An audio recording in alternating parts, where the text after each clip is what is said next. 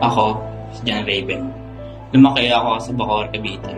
At ito ang kwento ng aking buhay.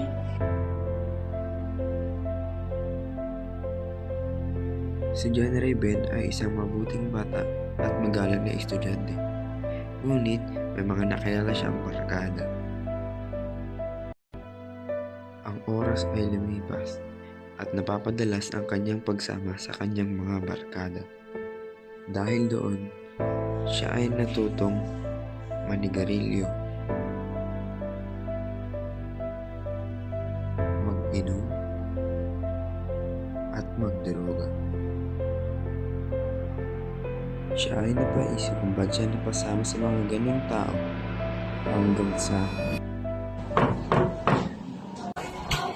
Hoy! Pasok kayo! Hindi po ako yun! siya ay nakulong at nagsisi. Di kinalakunan, naisip niya na hindi pa huli ang magbago.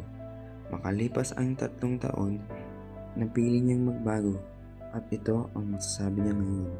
Sa aking mahabang pagkakakulong, eto na ako ngayon. Nagbago. Nakapag-aral.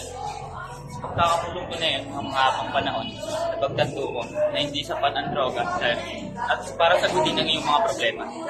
Gusto mong magbago, ikaw mismo ang makakaayos nito, hindi ang ibang tao.